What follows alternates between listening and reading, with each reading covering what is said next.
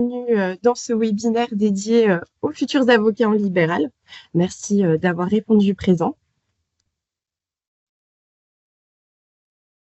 Donc, je vais prendre un petit instant pour me présenter. Donc, je suis Camille Carré, je suis conseillère accueil à l'URSSAF d'Alsace et je ne suis pas seule pour cette session. Et Pascal et Wiba sont avec moi aujourd'hui et je vais leur laisser la parole pour qu'elles puissent également se présenter. Bonjour à toutes et à tous, je suis Pascal Amoroso, responsable accueil à l'URSSAF Alsace. Bonjour à tous et à toutes. Wiba Benaziza, donc référente technique à l'URSSAF de Franche-Comté. Alors, avant de commencer, quelques petits points pratiques pour que tout se déroule bien. Donc, ce webinaire est enregistré pour un replay qui vous sera relayé en interne par l'école. Et si vous préférez ne pas apparaître dans la vidéo, il vous suffit de couper le micro et votre caméra. Vous recevrez aussi le lien de téléchargement de support de présentation. Et côté questions, bien évidemment, vous pouvez les poser à tout moment dans l'onglet conversation en évitant d'y partager des informations personnelles pour des raisons évidentes de confidentialité. Et notre collègue experte métier est connectée spécialement pour vous répondre en direct dans le chat et je la remercie d'avance pour son aide. Et pour celles et ceux qui préfèrent l'échange oral, pas de souci, hein, il y a un temps de questions-réponses qui est prévu à la fin de la présentation. Dernier petit rappel technique, si vous activez votre micro, faites attention à bien le couper après votre intervention pour le confort de tout le monde. Donc voilà, il me semble que je n'ai rien oublié. On va pouvoir rentrer dans le vif du sujet. Donc, on va voir un petit peu le programme de ce webinaire. On va d'abord remettre les choses dans leur contexte en rappelant ce qu'est l'URSSAF et quelles sont ses missions. On enchaînera ensuite avec les formalités à effectuer pour s'installer en libéral. Dans la continuité, on parlera de votre régime fiscal et de l'assiette de vos cotisations. On enchaînera bien évidemment avec qu'est-ce qui va se passer au début de votre activité. On fera un petit focus également sur les cotisations sociales et comment elles sont calculées, ajustées, etc. On verra tout ça. On va faire un petit zoom sur vos prestations sociales. Et on terminera avec les offres de services URSSAF qui peuvent être utiles à vos débuts en tant qu'avocat en libéral. Donc, on va débuter avec l'URSSAF et ses missions, puisque l'URSSAF, c'est pas forcément l'acteur qu'on connaît le mieux. Et souvent, on l'associe aux cotisations, au contrôle. C'est pas forcément très positif et très réjouissant, mais vous verrez qu'on a un rôle qui est bien plus large que ça. Avant toute chose, on va se mettre en route avec un petit quiz. Et donc, ça va s'afficher sur votre écran. Et donc, on va vous demander ce que signifie l'acronyme URSSAF. Est-ce que c'est l'Union régionale de soutien aux services administratifs et financiers? Est-ce que c'est l'Union de recouvrement des cotisations de sécurité sociale et d'allocations familiales?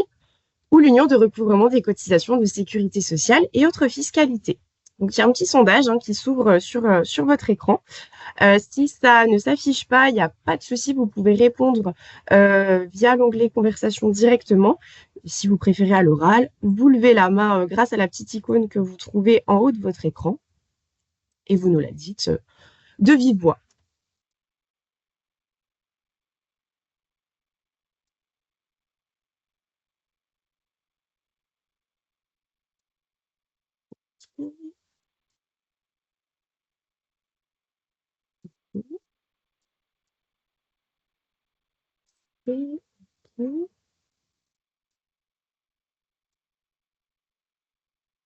Alors, qu'est-ce qu'on a principalement?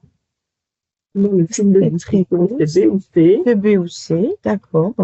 Et dans le sondage, ça a l'air d'être beaucoup plus B que C.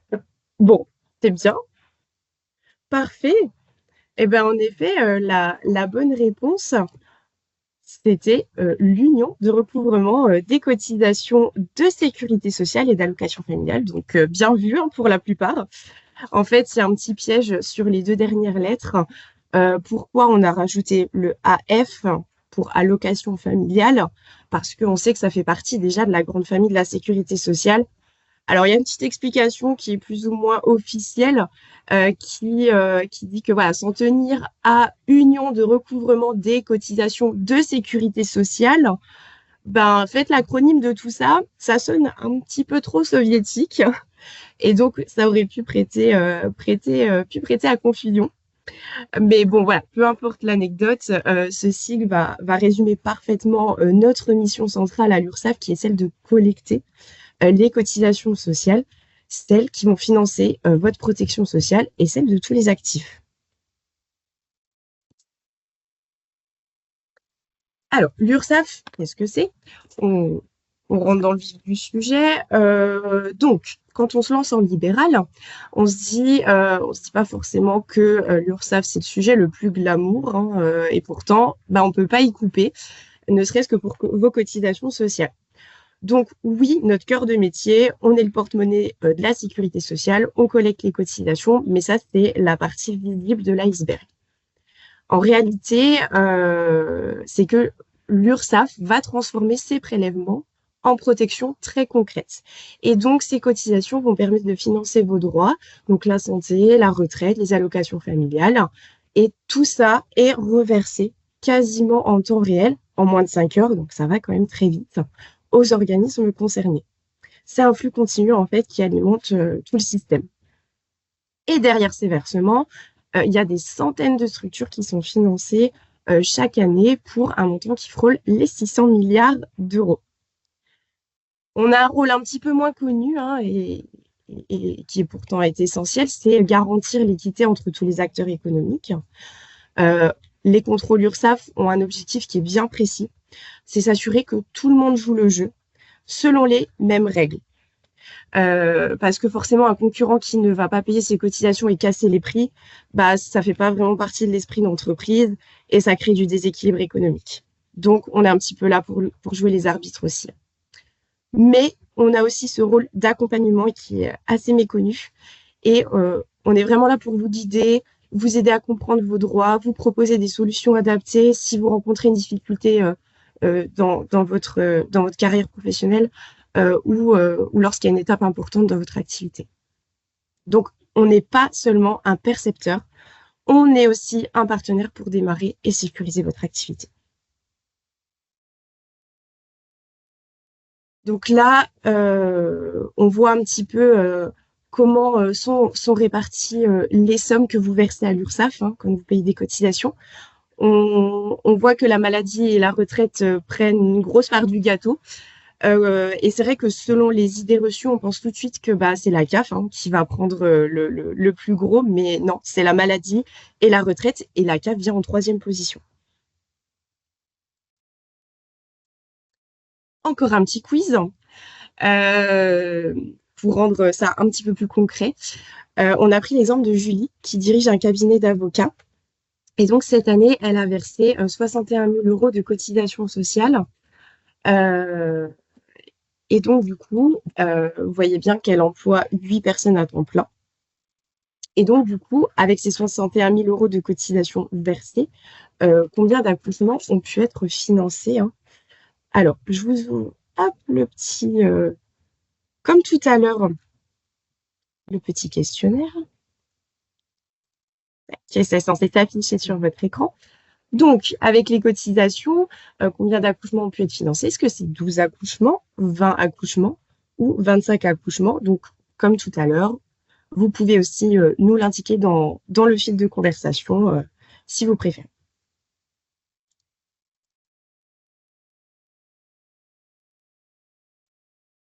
Bon. La réponse A dans le fil de conversation, d'accord. Le sondage est assez mitigé. Ouais, pas comme tout à l'heure. En effet, ouais, c'est assez. On a les 3 réponses. Très bien. C'est dans le fil de discussion. Donc, Donc, la première. ok. Ah, ok, très bien. Eh bien, la bonne réponse, vous l'aurez tout de suite à l'écran, c'était la réponse B, c'était 20 accouchements. Donc maintenant que le décor est posé, on va passer à l'étape suivante. celle où tout commence vraiment pour un avocat qui se lance, c'est l'immatriculation en libéral. C'est vraiment cette démarche qui vous donne une existence administrative, qui active votre protection sociale et officialise votre activité auprès de l'ensemble des organismes. Alors, le choix du statut juridique. Donc, on vous a fait une petite synthèse des principales façons d'exercer quand on démarre en libéral. L'idée ici, c'est pas de vous faire du tout un cours de droit des sociétés, on en serait bien incapable, mais vraiment de vous donner les repères utiles pour comprendre ce que chaque structure implique pour vous, et notamment en matière de statut social. Donc, lorsqu'on exerce seul, la voie la plus directe, ça reste l'entreprise individuelle imposée au réel. J'exclus tout de suite la micro-entreprise, c'est pas pour vous en tant qu'avocat. Donc vraiment, on reste sur cette entreprise individuelle qui est le cadre le plus simple d'installation avec un statut de professionnel non salarié. Si vous préférez une structure sociétale, tout en restant seul à bord, vous pouvez créer une CELARL unipersonnelle ou une CELASU. Dans la CELARL, le gérant associé unique reste non salarié, alors que dans la CELASU, le président relève du régime assimilé salarié pour son mandat social, tout en gardant un statut d'indépendant pour son activité libérale d'avocat. Quand on exerce à plusieurs, les principes sont similaires. En CELARL, dès qu'on devient gérant majoritaire ou qu'on appartient à un collège de gérance majoritaire, on reste sur un statut non salarié. En CELAS ou en CELAFA, les dirigeants, président ou directeur général, sont assimilés salariés avec toujours en parallèle un statut d'indépendant pour leur activité libérale d'avocat. Puis il existe la SCM. Donc, ce n'est pas une structure d'exercice, mais un outil bien pratique pour mutualiser les charges, le matériel ou des postes administratifs. En fait, la CSM, c'est un petit peu la colloque professionnelle des cabinets. Donc, en fait, chacun garde son indépendance juridique, mais on partage ce qui coûte cher.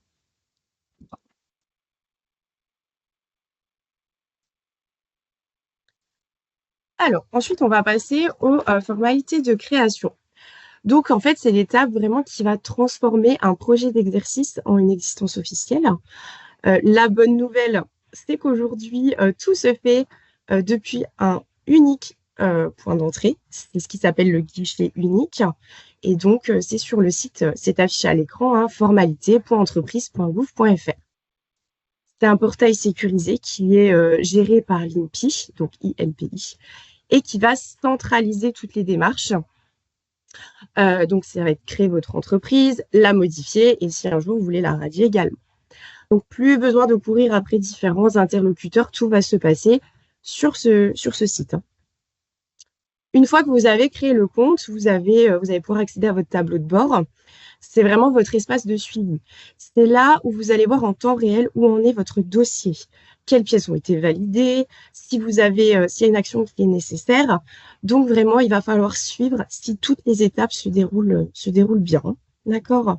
Donc, s'il n'y a pas de nouvelles de notre part, c'est que peut-être il y a quelque chose qui se passe sur l'INPI et que le dossier coince quelque part. D'accord? Toutes les entreprises nouvellement créées sont ensuite enregistrées dans le registre national des entreprises, ce qu'on appelle le RNE. Et c'est le fichier central qui a remplacé les anciens registres et regroupe désormais toutes les informations administratives d'une structure. Donc, l'immatriculation au RNE déclenche automatiquement une notification à l'URSSAF. Mais il vous reste une dernière étape quand même en tant qu'avocat et qui est essentielle, c'est l'inscription auprès de votre barreau. Et donc, c'est cette inscription qui va générer votre immatriculation à la CNBF, qui est la Caisse nationale des barreaux français, et va compléter définitivement votre installation en libéral. Donc, place maintenant à un pilier essentiel de votre activité, c'est le régime fiscal et l'assiette de vos cotisations. C'est là vraiment on voit comment vos revenus sont calculés, quelles charges vont entrer dans le jeu et surtout comment tout ça va déterminer le montant de vos cotisations. Mais WIBA va se charger de vous expliquer tout ça. Merci Camille.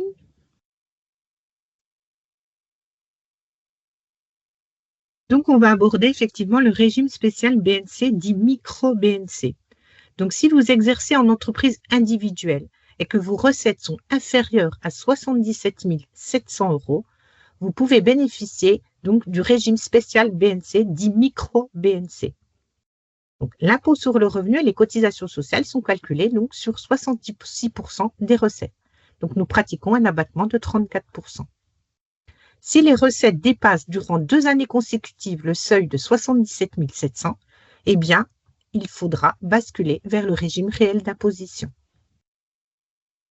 La première année d'activité, le montant du chiffre d'affaires est proratisé en fonction de cette date de début d'activité.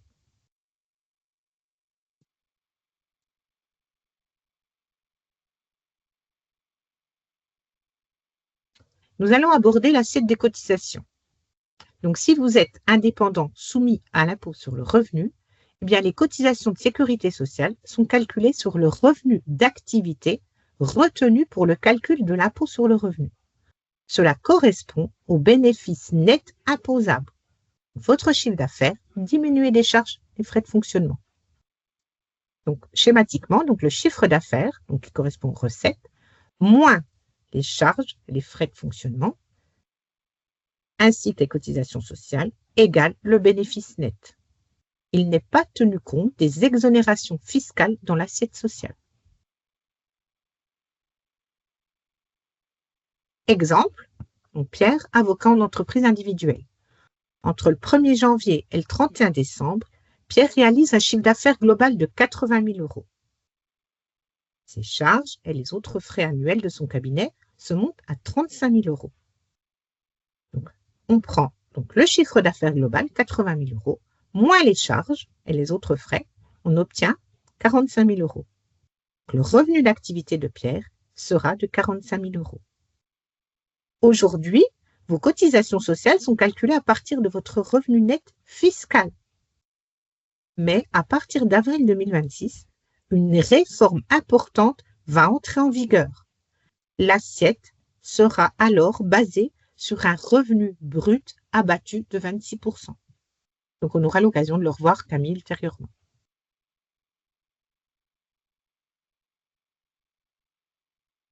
Je suis donc indépendant soumis à l'impôt sur les sociétés. Eh bien, les cotisations de sécurité sociale sont calculées sur le revenu d'activité retenu pour le calcul de l'impôt sur le revenu. Cela correspond à la rémunération nette imposable. Donc, ma rémunération brute moins les frais réels et les cotisations sociales. Donc, nous prenons donc le chiffre d'affaires, donc les recettes, moins les charges et les frais de fonctionnement, la rémunération nette, qu'on déduira également, ainsi que les cotisations sociales, si elles sont prises en charge par l'entreprise. Et ainsi, on obtient le bénéfice net de l'entreprise. Une part des dividendes donc perçus sera également prise en compte. On va le voir donc, précisément dans l'exemple qui suit. Claire est gérante de Célari, donc gérante de société. Elle est gérante majoritaire. Son apport personnel dans le capital social s'élève à 47 500. Entre le 1er janvier et le 31 décembre, l'ACA réalise un chiffre d'affaires de 850 000 €. Claire se verse une rémunération mensuelle de 4 500 €, multipliée par 12 mois dans l'année égale 54 000 €. En fin d'année, elle perçoit des dividendes pour un montant annuel de 20 000 €. Donc, nous prenons les 20 000 €. Donc, on avait vu précédemment qu'une part des dividendes était prise en compte dans, le calcul, dans la base de calcul. Eh bien, on prend les 20 000 € donc de dividendes. On prend la part, donc, de la part personnelle dans le capital social, l'apport personnel, 47 500, auquel on pratique un abattement de 10%, donc ça fait 4 750. Donc, 20 000 € moins 4 750 égale 15 250 €. Donc, globalement, on prend le chiffre d'affaires, donc 54 000 €, donc la rémunération mensuelle, plus les 15 250 € de part de dividende, égale donc 69 250 de revenus d'activité pour le calcul des cotisations. Merci, Wiba. Donc, maintenant que l'on sait comment se calcule l'assiette de vos cotisations selon votre régime fiscal? On va s'intéresser à un moment très particulier de la vie d'un avocat en libéral. C'est le début d'activité. C'est une période un petit peu à part, hein, avec des règles bien spécifiques, des calculs adaptés et même des aides, comme l'ACRE. C'est l'aide à la création ou la reprise d'une entreprise qui va alléger fortement les cotisations les 12 premiers mois. Et donc, c'est Pascal qui va expliquer ce début d'activité. Merci Camille. Donc effectivement, ce début d'activité est un peu particulier. On vous laisse 90 jours pour faire des petites modifications si cela est nécessaire. Passé ce délai, cela ne sera plus possible. Et ce même délai sera respecté également pour vous demander le premier paiement. Pendant cette période de 90 jours, aucun montant ne vous sera réclamé par l'URSSAF. Passé ce délai, on commence à vous réclamer des cotisations et ces cotisations, une partie d'entre elles seront exonérées. Parce que si vous n'avez jamais exercé auparavant dans une période de 3 ans ou exercé et repris une activité avec une interruption relativement courte, vous n'aurez pas l'ACRE, comme dans tous les autres cas, l'attribution de l'ACRE est automatique. Cet ACRE va être maintenu ou pas au moment où vous allez déclarer l'année suivante votre revenu. Donc, il y a 3 seuils pour cette exonération ACRE. Si le revenu de cette première année d'activité est inférieur à 35 325, l'exonération sera complètement maintenue.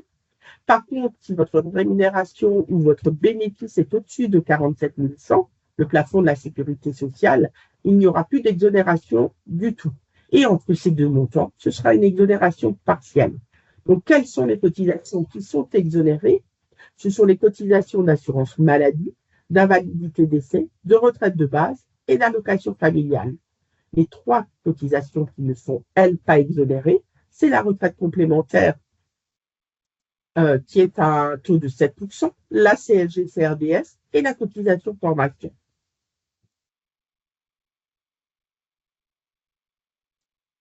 Mais sur quoi vous réclame-t-on, sur quelle base vous réclame-t-on ces cotisations? Nous ne savons pas à l'avance quel est le chiffre qui va sortir du calcul du bénéfice, quelle rémunération vous allez percevoir. Donc, il y a une base forfaitaire début d'activité qui a été mise en place par le législateur. Cette base est de 9 949 pour l'année 2025. Donc, les cotisations qui restent maintenues et qui sont, elles, réclamées par l'URSSAF, c'est la CSG-CRDS. Cela représente 868 € pour l'année complète et la cotisation formation qui, elle, est forfaitaire, qui représente 0,25% du plafond de sécurité sociale, donc 118 € pour l'année. Donc, pour cette première année d'activité, si vous démarrez au 1er janvier, le montant réclamé par l'URSSAF sera de 986 €. Par contre, si vous démarrez en cours d'année, par exemple au 1er mars, on va proratiser cette base et on le verra un peu plus tard dans l'exemple au nombre de jours d'activité.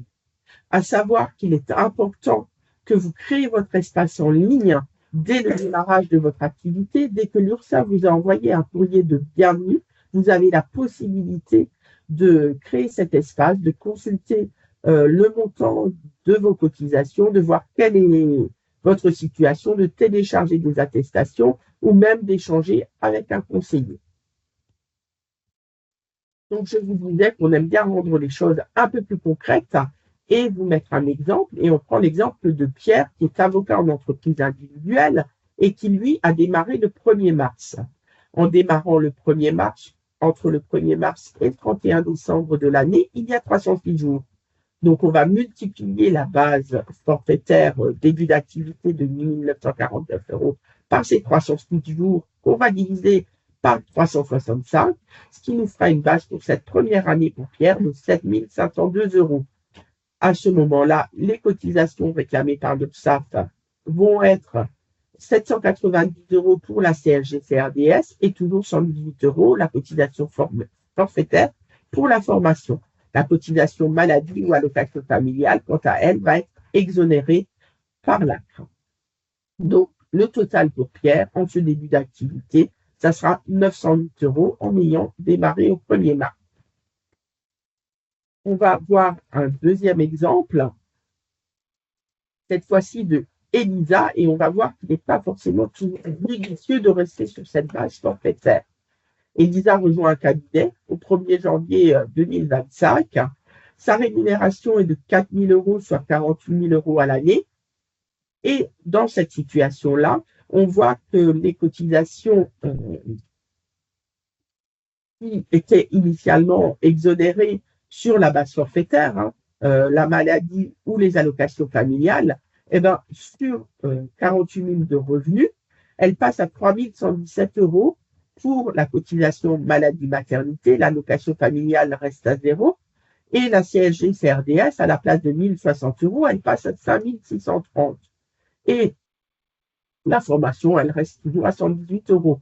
Mais on voit que sur 48 000 €, les cotisations, parce que l'exonération ACRE n'a plus lieu d'être du tout, passent à plus de 1 800 €, alors qu'initialement, on était à peine au-dessus de 1 000 €. Donc, le différentiel, si Elisa ne fait pas un estimatif ou une demande de modulation des cotisations, elle aura un énorme rattrapage l'année suivante, ce qui risque de mettre à mal la trésorerie de son entreprise. Donc, c'est important, soit effectivement, à ce moment-là, si vous savez que vous avez des revenus nettement supérieurs à la base de calcul de la première année, de venir vers nous et d'estimer pour éviter ce rattrapage, ou de provisionner cette somme et de la mettre de côté pour l'année prochaine, où on vous réclamera ce complément quand vous déclarez votre revenu. Vous voyez, la différence entre les deux montants est vraiment très conséquente et il est vraiment très important d'ajuster les cotisations à sa situation réelle, que ce soit à la hausse ou à la baisse. On peut très bien aussi la première année ne rien gagner du tout parce qu'on a investi dans un local, dans du matériel ou autre chose. Et là aussi, de devoir payer des cotisations qu'on ne devra pas de façon définitive peut pénaliser l'entreprise. Donc, par ces exemples, nous voulons vraiment souligner le fait que ajuster les cotisations à ce que vous gagnez réellement, c'est quelque chose d'important. Il suffit de nous faire un petit message, on ne vous demande aucun justificatif, ça reste une déclaration sur l'honneur. Si quelque chose n'est pas clair, n'hésitez pas à lever la main, ouvrir votre micro et vous pouvez nous poser des questions en temps réel. Oui? Quand vous dites qu'elle gagne 4 000 mensuels, Oui. vous parlez d'un brut ou vous parlez d'un net? Ben, si elle est en fait, ça va être, les deux vont être équivalents puisque elle n'est plus salariée, il n'y a pas de charge qui va être retenue. C'est sa rémunération en tant que gérante de cette société. D'accord, mais du coup, c'est par rapport à ce qu'on a enlevé et par rapport aux charges qu'on a déjà déduites vues précédemment. Ben, ça dépend si vous êtes comme Elisa en gérance et que vous avez une rémunération ou si vous êtes au réel comme on l'a vu pour Pierre et où c'est le bénéfice. Donc, si c'est le bénéfice, c'est le chiffre d'affaires, moins les frais, les charges et moins les cotisations sociales. Donc, c'est vraiment le bénéfice qui est calculé tout à la fin, généralement par un comptable.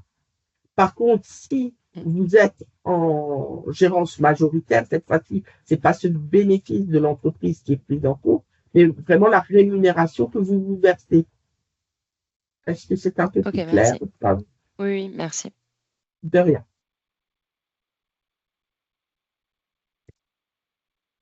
Merci Pascal.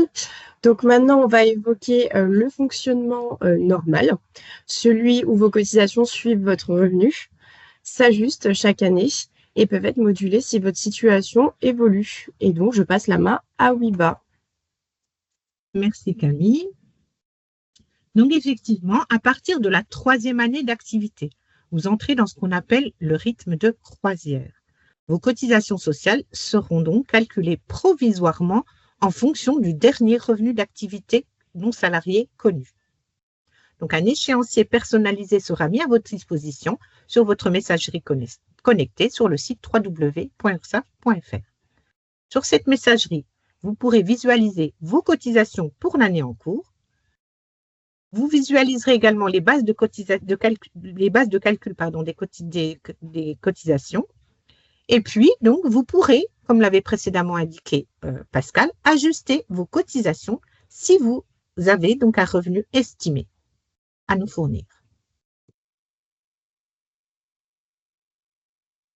Vous allez donc régler des cotisations maladie, maternité, allocation familiale, CGCRDS et donc une cotisation formation professionnelle.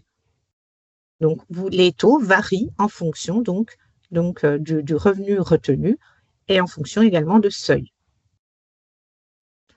On considère donc le revenu, les cotisations s'élèveront donc à 30% du revenu.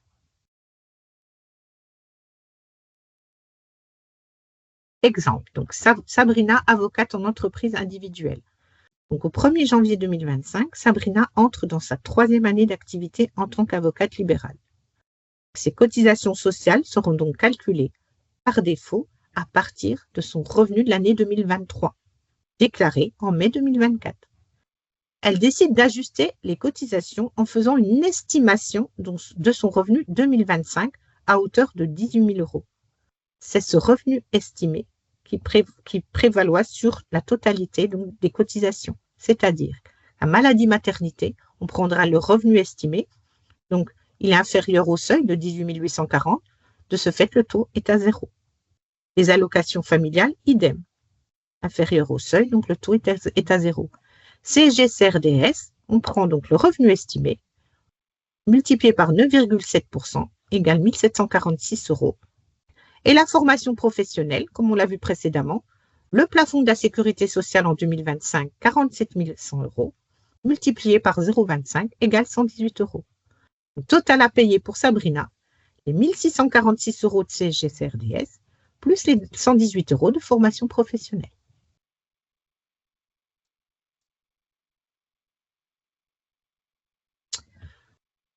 À la création de votre entreprise ou en rythme de croisière, il est très important de savoir qu'à tout moment, vous pouvez adapter vos cotisations provisionnelles en déclarant un revenu estimé à la hausse ou à la baisse par rapport à la base initiale. Cette démarche, elle est simple et rapide directement depuis votre espace connecté sur le site www.ursaf.fr.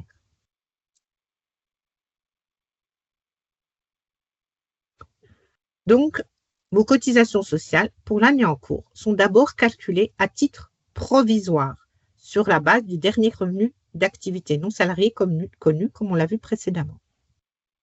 Entre avril et juin 2026, vous devez déclarer vos revenus professionnels de l'année précédente sur le site impôts.gouv.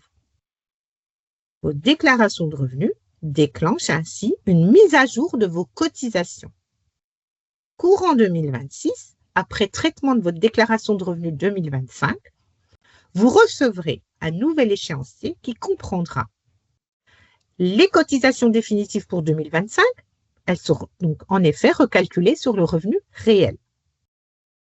Vous obtenez le recalcul des cotisations 2026 que nous allons ajuster sur les revenus 2025. Et enfin, à titre informatif, vous avez donc connaissance des premiers montants provisionnels pour l'année 2027.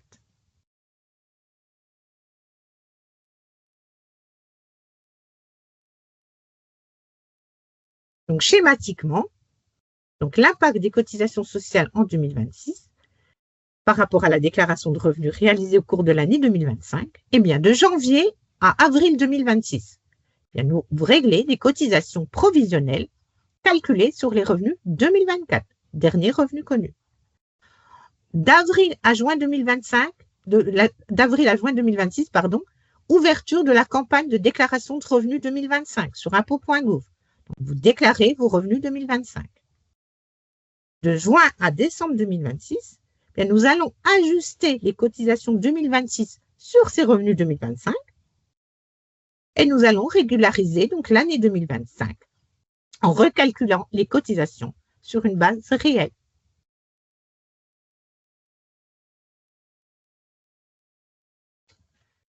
Ce qui va changer par rapport à la réforme donc 2026 concernant l'assiette de cotisation. Donc, comme on l'a vu précédemment, aujourd'hui, vos cotisations sociales sont calculées à partir de votre revenu net fiscal. Mais dès avril 2026, une réforme importante va entrer en vigueur. Une réforme concernant donc l'assiette. Celle-ci sera basée sur un revenu brut abattu. Vous avez donc aujourd'hui, jusqu'en mars 2026, donc je suis en entreprise individuelle, gérant, soumis à l'impôt sur le revenu, eh bien mes cotisations vont être calculées sur un bénéfice net imposable. Qu'est-ce que c'est qu'un bénéfice net imposable? Eh bien c'est mon chiffre d'affaires, moins les charges d'exploitation, moins les cotisations sociales. À partir d'avril 2026, je suis donc dans la même situation fiscale, à l'impôt sur le revenu, eh bien mon chiffre d'affaires, moins les charges d'exploitation, seront donc abattus de 26%. Je suis en entreprise individuelle, gérant soumis à l'impôt sur les sociétés. Eh bien, on va prendre pour le calcul des cotisations donc la rémunération nette imposable, c'est-à-dire la rémunération brute, moins les charges d'exploitation, moins les cotisations sociales. À partir de avril 2026, eh bien, dans la même situation fiscale, on va prendre la rémunération brute plus la part des dividendes et on va pratiquer un abattement de 26%. Au niveau de la CSG-CRDS, donc jusqu'en mars 2026, la CSG-CRDS était calculée sur une assiette majorée, les revenus plus les cotisations sociales. À partir d'avril 2026, la CSG-CRDS sera calculée sur la même assiette que les cotisations. Alignement. Donc, nous allons voir donc dans la slide suivante les taux révisés et harmonisés. Voilà. Donc là, vous constatez, qu'à partir d'avril 2026, il y a donc une augmentation de certains taux. Cette augmentation correspond aux cotisations contributives. Donc, ce que vous devez retenir, c'est qu'effectivement, l'assiette de la CSG-CRDS baisse, les taux de cotisation contributive augmentent, donc c'est dans l'intérêt de l'indépendant, puisqu'il voit ses droits, notamment par exemple de la retraite, donc le taux augmente, donc c'est une cotisation contributive et son droit individuel de l'indépendant concernant la retraite augmentera.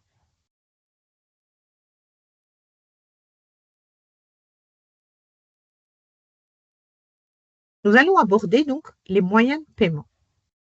Donc, en début d'activité, les premiers paiements à l'URSSAF interviennent, comme l'a dit précédemment Pascal, dans un délai minimum de 90 jours. Donc, l'échéance de vos cotisations retraite dépend de la CNBF. Les moyens de paiement qui sont mis à disposition, donc à compter de la date de début d'activité, vous êtes donc redevable de cotisations à payer obligatoirement en ligne. Vous pouvez opter pour le paiement mensuel qui s'effectuera au 5 de chaque mois ou au 20 sur option.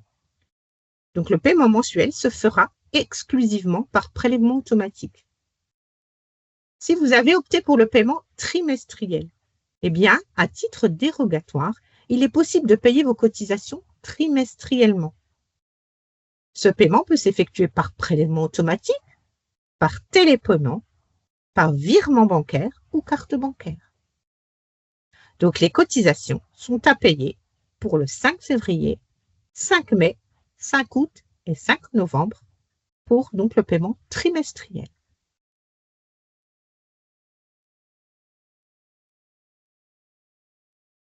Merci Wiba.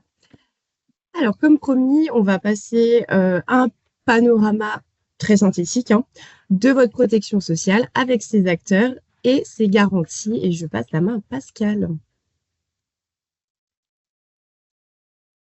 Le premier acteur, c'est tout ce qui concerne la santé, mais la santé du côté prestations en nature, c'est-à-dire les consultations, les médicaments, les hospitalisations, les prestations maternité, tout ça pour vous est géré par la caisse primaire d'assurance maladie de votre lieu de résidence. Donc, c'est auprès de votre caisse primaire que vous allez avoir les remboursements médicaux, que vous allez éventuellement demander des prestations maternité ou paternité Et en cas d'hospitalisation, c'est bien la caisse primaire qui va prendre en charge les frais d'hospitalisation. Par contre, pour ce qui concerne les prestations en espèces, les indemnités journalières, pendant les 2 premiers mois, c'est un maintien de la rétrocession qui est possible et une prise en charge de votre prévoyance obligatoire. Là, il faudra éventuellement se rapprocher d'eux pour avoir plus d'informations, puisque c'est auprès d'eux que les droits sont ouverts. Et à partir du 91e jour, si vous deviez avoir un arrêt de maladie plus long, et jusqu'au 1095e jour, c'est votre caisse de retraite, donc la caisse du barreau, la CNBF, qu'il y aura la prise en charge de ces indemnités journalières. À savoir qu'il y a une carence de 0 jours en cas d'hospitalisation, qu'il y a une carence de 30 jours en cas de maladie et 8 jours en cas d'arrêt de travail. Là aussi, comme pour un salarié, sachez qu'il faut envoyer les documents auprès des différents organismes dans un délai de 48 heures. Par contre, pour tout ce qui est retraite, invalidité, retraite complémentaire obligatoire, c'est la CNBF qui gère tout ça. Donc, effectivement, quand on vous a indiqué le montant des cotisations, on ne vous a pas indiqué le montant des cotisations retraite parce que ceci est géré directement par une caisse professionnelle libéraux, la CNBF dans votre cas particulier. Et il gère également les capitaux d'essai et les capitaux complémentaires s'il devait vous arriver malheur. Donc, vos ayants droit doivent être informés de ces droits pour pouvoir les demander auprès de la CNBF.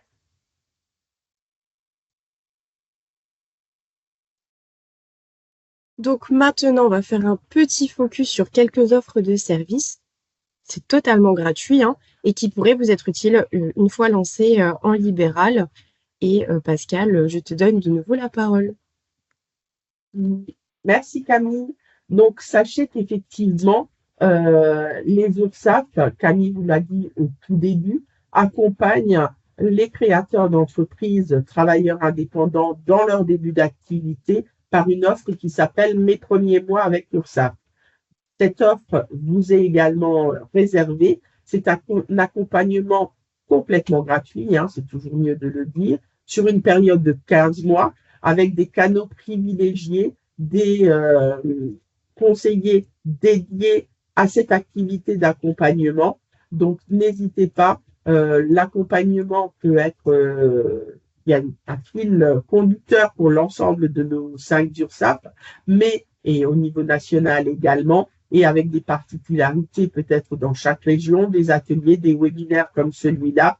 Donc, n'hésitez pas. On vous fait, lorsqu'on a votre adresse mail au démarrage et pas celle de votre comptable, un petit mail pour vous inviter à adhérer à cet accompagnement en vous indiquant le nom de votre conseiller dédié, en vous offrant des canaux de rendez-vous, différentes choses. Donc, n'hésitez pas à faire appel à ce service gratuit de l'URSSAF pour être le mieux accompagné parce que quand on démarre sur de bons rails, on a tendance à y rester et c'est important de bien démarrer son activité et de savoir quelles sont les possibilités qui vous sont offertes pour ces cotisations qui démarrent cette activité de professionnel libéral auprès de l'URSSAF. Deuxième offre d'accompagnement qui est possible, c'est si vous salariez quelqu'un, que ce soit pour faire le ménage dans le cabinet, que ce soit un collaborateur, il y a également une offre gratuite de l'URSSAF qui est le TED, le titre emploi service entreprise, qui est l'équivalent du CESU pour le particulier employeur que vous connaissez peut-être mieux.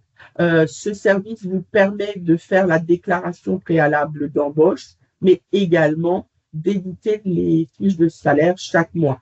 À l'issue de cette procédure, donc la première connexion est un peu plus complexe, il faudra remplir l'intégralité des informations, mais à partir de la seconde fiche de salaire, ce sera très simple. il y aura le tarif horaire de votre salarié à indiquer et le nombre d'heures et vous aurez une fiche de salaire en finalité.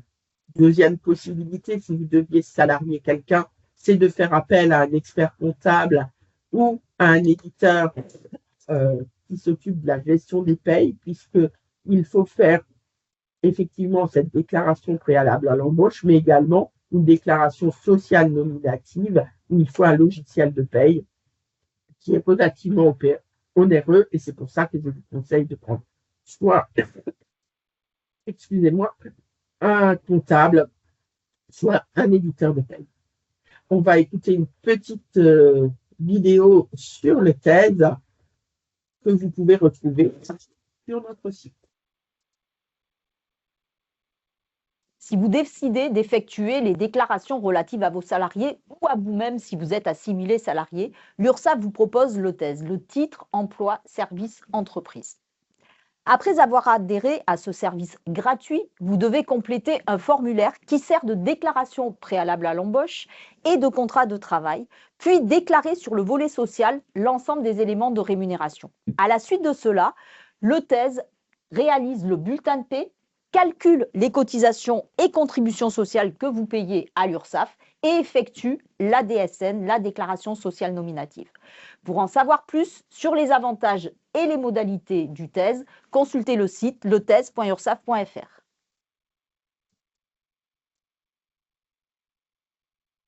Un autre service de l'URSSAF que vous ne connaissez peut-être pas et qu'on a tenu à mettre dans ce webinaire, c'est le médiateur de l'URSSAF. Ça pourra vous être utile pour vous, pour vos futurs clients plus tard. C'est c'est des principes simples.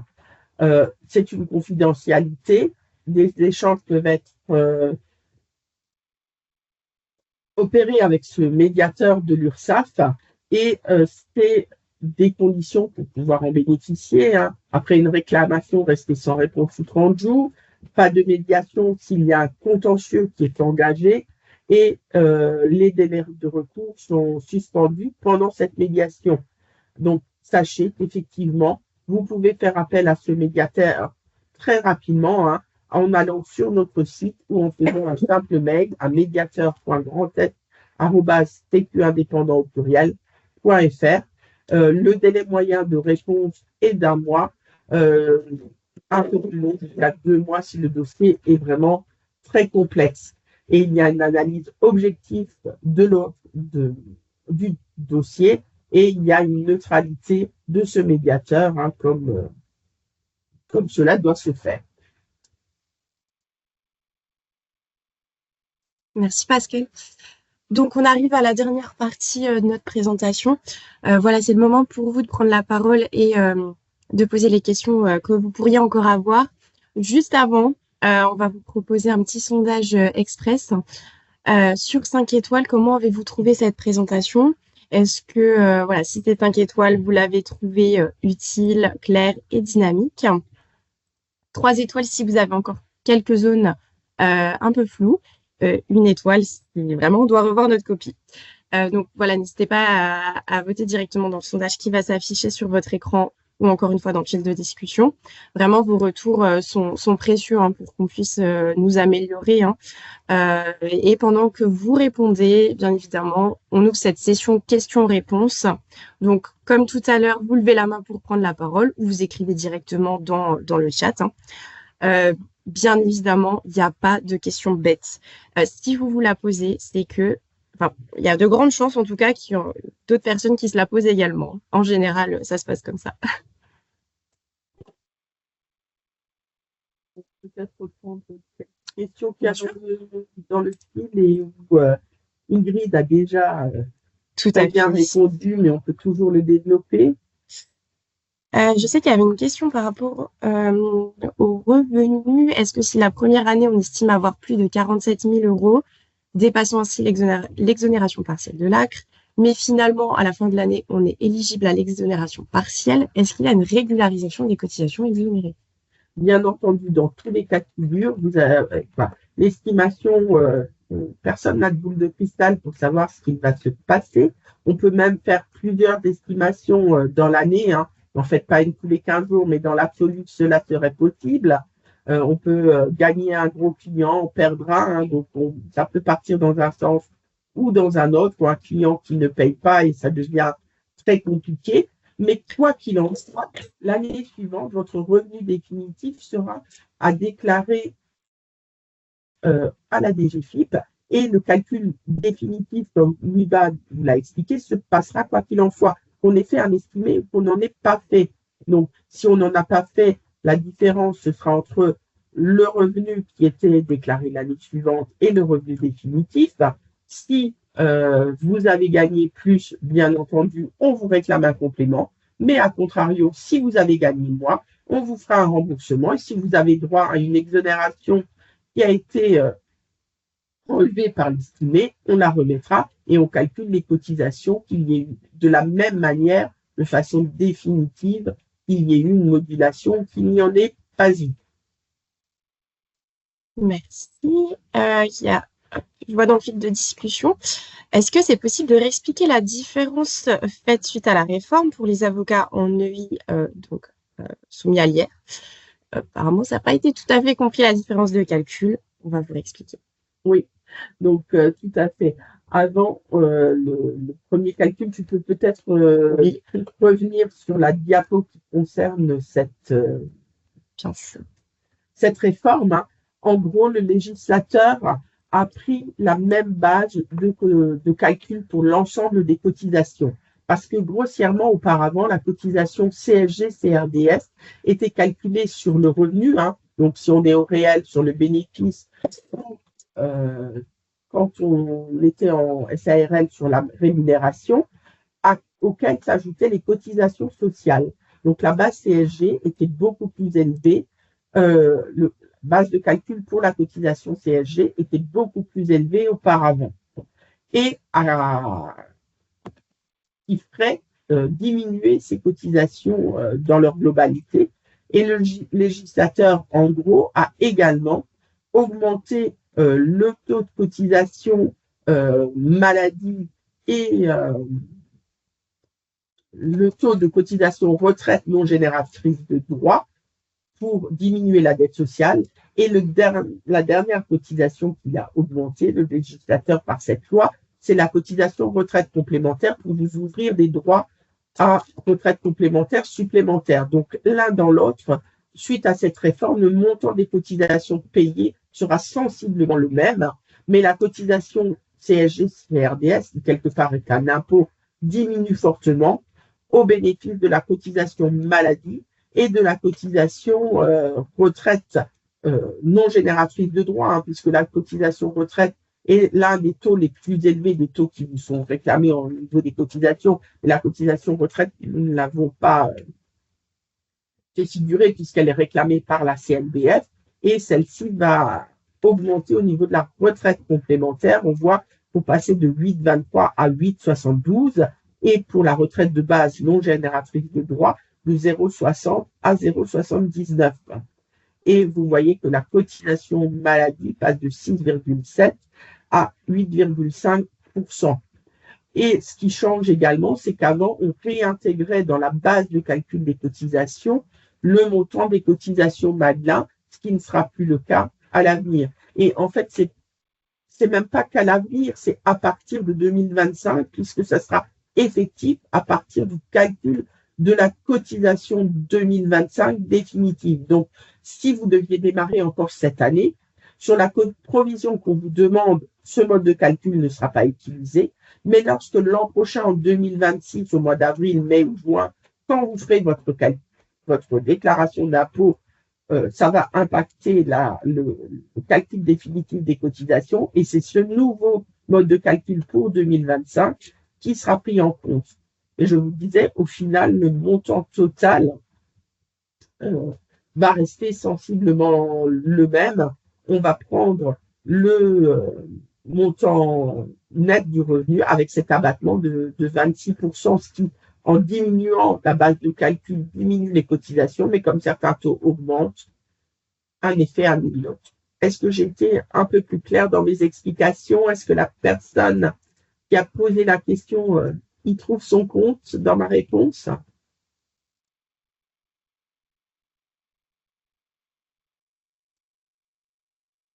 Parfait. C'est beaucoup plus clair. Merci, Pascal. De rien. On a aussi une question de Evan. Bonjour Evan. Donc, pour avoir l'ACRE, il faut obligatoirement une rupture conventionnelle du contrat actuel. Non, pas du tout. C'est une attribution automatique, l'ACRE, hein. Donc, aide à la création ou à la reprise d'entreprise, hein. Et pour cela, vous n'avez pas à faire de demande. Les seules personnes en s'installant en tant que travailleurs indépendants qui ne pourraient pas en bénéficier, c'est ceux qui ont déjà exercé en tant que professionnels libéraux et pour la même activité. Qu'il y ait une cessation et une reprise d'activité, c'est pour éviter que quand les personnes arrivent à la fin de période d'exonération, hein, cette période d'exonération va de date à date sur une année, hein. Si on démarre le 1er février, ça ira jusqu'au 31 janvier de l'année suivante. Et il faudrait que quelqu'un, une fois cette exonération finie, cesse son entreprise et reprenne tout de suite derrière pour ne plus pouvoir en bénéficier ou en avoir déjà bénéficié dans les 3 dernières années. Donc, il n'y a que ces 2 conditions restrictives qui font qu'on n'a pas l'ACRE de façon automatique. Mais si vous, qui démarrez votre activité, n'avez jamais à exercer avant, n'avez pas eu l'ACRE, il y a effectivement une attribution de l'ACRE qui est automatique. Et il ne faut pas effectivement confondre l'ACRE, hein, et l'ACRE, ce sont les mêmes lettres, mais pas dans le même sens. C'est un choix qui est possible au niveau de France Travail. C'est quand on a des droits qui sont ouverts à l'ARE, hein, donc des droits France Travail, on a 2 possibilités. Soit continuer à toucher un complément mensuel tous les mois, ou opter pour le versement d'un capital en 2 fois, qui est l'ACE. Et France Travail vous demandera une attestation de l'URSSAF comme quoi vous êtes bien bénéficiaire de l'ACRE. Donc, vraiment, il faut distinguer l'ARC de l'ACE. Même si les 2 sont liés et que les lettres sont les mêmes. Donc, normalement, Cyrielle, on avait répondu à quel moment demander l'ACRE. Donc, ça se fait automatiquement. Oui, c'est tout ça. à fait. Donc, pour l'ARS, on l'a abordé. Pour le cas d'ARS, il faut une rupture conventionnelle alors. En fait, il faut être bénéficiaire de droits de France Travail. Donc, si on a une rupture conventionnelle, on a effectivement des droits à France Travail, mais on peut aussi être licencié, avoir des droits à France Travail. Disons, les situations sont multiples. Il faut encore avoir des droits à France Travail. Ce capital de mémoire représente 60% des droits restants et versé en 2 fois. Il garde un petit capital, là c'est 40% restant, pour vous donner de nouveaux droits si vous deviez arrêter votre activité. Mais c'est des droits qui sont maintenus au niveau de France Travail sur une période de 3 ans, il me semble, et qui, au bout d'un certain temps, vont de toute façon s'éteindre si vous deviez rester en activité. Est-ce que ça répond à votre question? Parfait. De rien. Sachez qu'on vous répond effectivement pour des petites questions France Travail, parce que l'URSSAF a signé pour les travailleurs indépendants des conventions. On est devenu accueil commun pour éviter justement de vous envoyer d'un organisme à l'autre. Donc, on ne va pas se substituer à eux, hein. Je ne vais pas me mettre à calculer des droits France Travail, mais l'ensemble des agents d'accueil de l'URSSAF ont été formés par les partenaires qui sont la CARSAT, la CIPA, France Travail, la DGFiP, la Caisse primaire d'assurance maladie, les chambres consulaires pour répondre à des questions simples de premier niveau. Donc, quand vous aurez, si vous bénéficiez de cet accompagnement gratuit, vous pourrez aussi poser ce genre de questions aux personnes qui gèrent l'accompagnement des créateurs d'entreprises. Donc, je pense qu'il n'y a pas d'autres questions.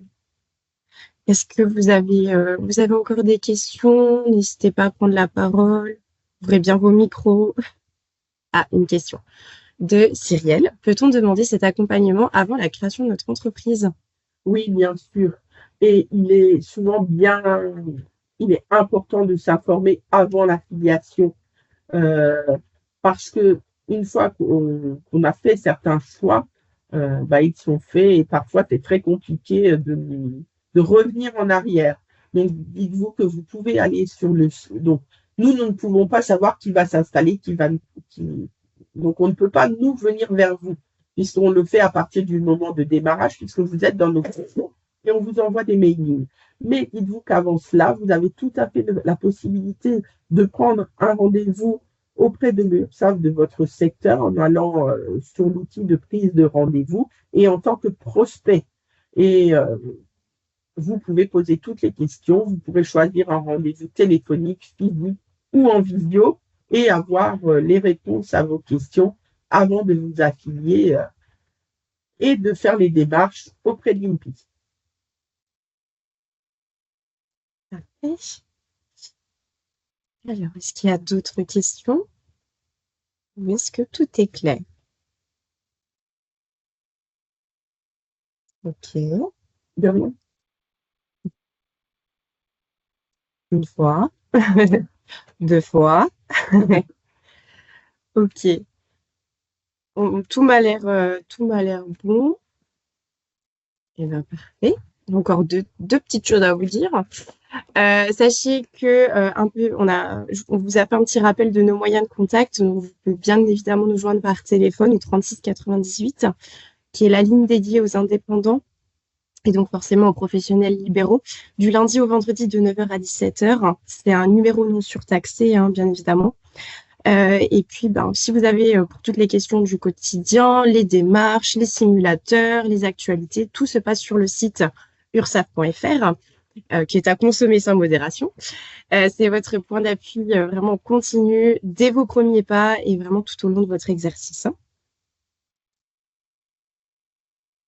Voilà. Et un grand merci à toutes et à tous pour votre attention, vos échanges, votre participation. On espère vraiment que cette présentation vous aura apporté les repères dont vous aviez besoin pour vos premiers pas ou vos futurs pas en libéral. Et petit rappel, du coup, le lien du replay vous sera transmis directement par l'école et qui sera disponible. Voilà, donc on vous souhaite une très belle journée à toutes et à tous.